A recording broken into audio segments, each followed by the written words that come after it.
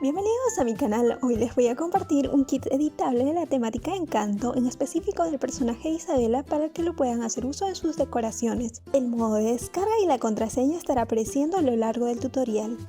Este kit contiene 5 diseños que lo pueden usar para los productos que figuran en la imagen o darle otro uso creativo.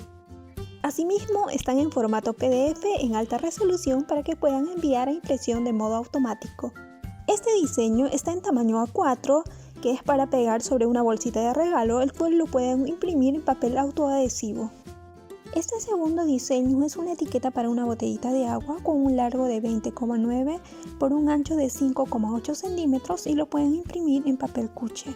Este otro es un topper de 6 por 6 centímetros multiuso y pueden usar para los papeles que indico anteriormente.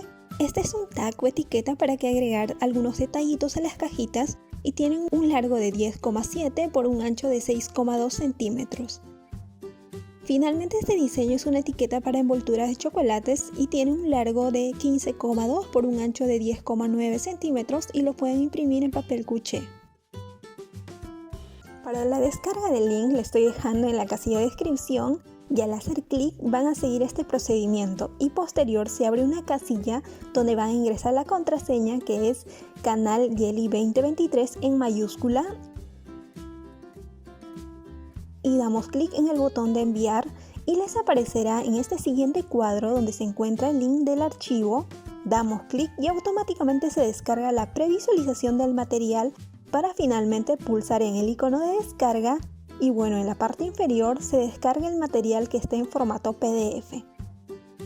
Espero les sea de utilidad. Si gustan de mi contenido, regálenme un like y comenten. No olviden de suscribirse, activar la campanita de notificación y si gustan cursos exclusivos también pueden unirse a mi canal. Gracias y nos vemos en próximos proyectos.